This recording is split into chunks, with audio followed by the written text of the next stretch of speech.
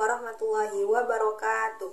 Halo sahabat bahasa, perkenalkan nama saya Mustika Araufan dengan NIM 2403010029, Program Studi Pendidikan Bahasa dan Sastra Indonesia, Fakultas Keguruan dan Ilmu Pendidikan, Universitas Maritim Raja Ali Haji.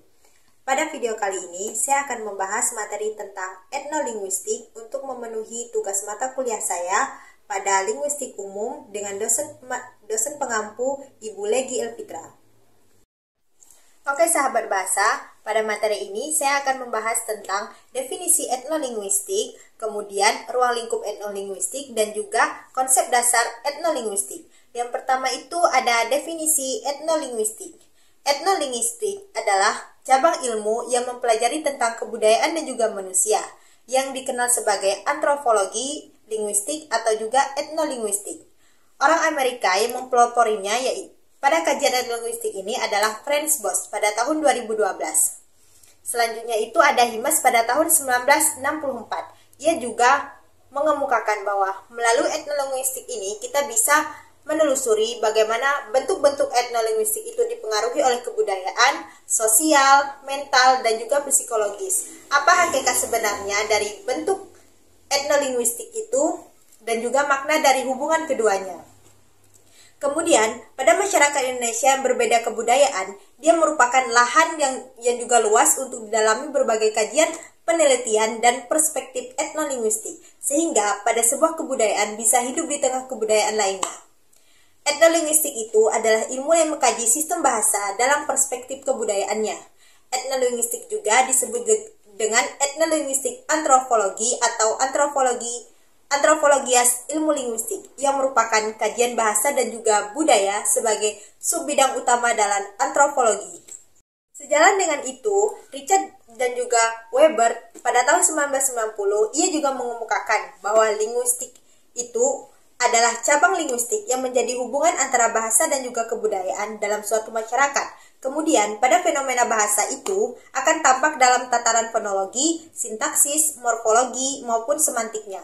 Pada contoh dalam masyarakat Jawa, dimensi morfologi dan sintaksis seperti gede itu artinya besar.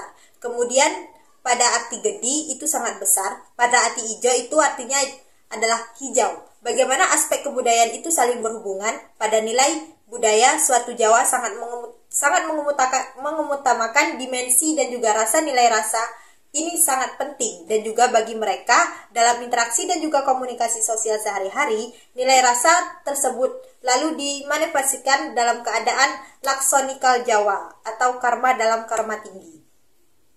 Sahabat bahasa, materi selanjutnya kita akan membahas tentang ruang lingkup etnolinguistik. Ruang lingkup etnolinguistik itu adalah kajian yang menghubungkan bahasa dan juga budaya dengan cara berpikir suatu kelompok masyarakat. Dia juga mencangkup bagaimana bahasa mencerminkan nilai-nilai dan juga adat istiadat dan juga pandangan suatu kelompok etnis.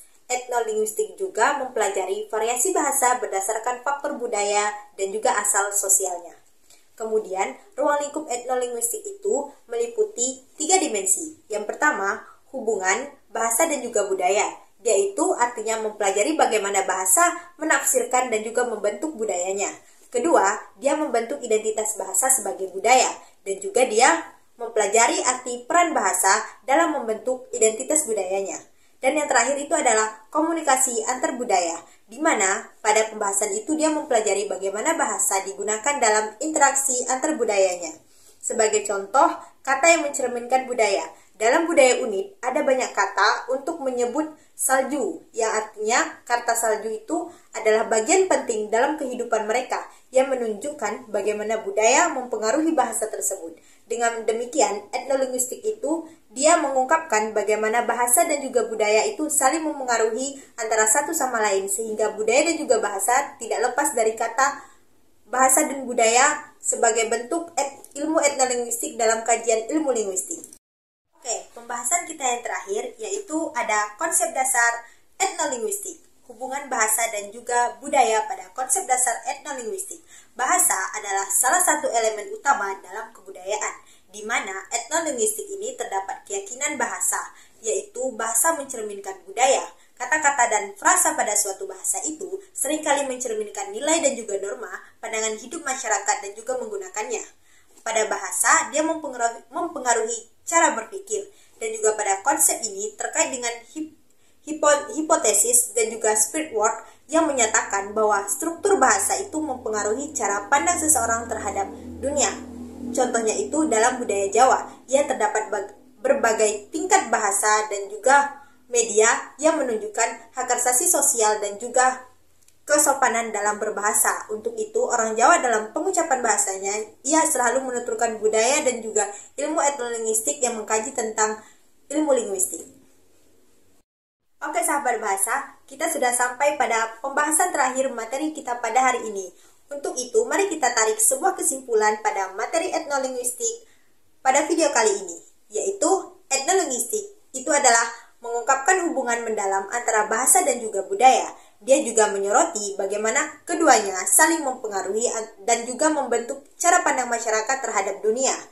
Untuk itu, studi ini tidak hanya penting dalam memahami bagaimana kebudayaan tersebut, tetapi juga dalam menjaga keberlanjutan warisan budaya dan juga bahasa setempat. Untuk itu, etnolinguistik ini sangat dipengaruhi oleh budaya dan juga bahasa masyarakat setempat dalam berkomunikasi. Sahabat bahasa, kita sudah sampai di penghujung materi kita pada video kali ini, di mana saya membahas tentang materi etnolinguistik, yaitu budaya masyarakat, berhubungan dengan masyarakat dan juga budaya. Untuk itu, mari kita tutup video kita pada hari ini. Sampai ketemu di video berikutnya.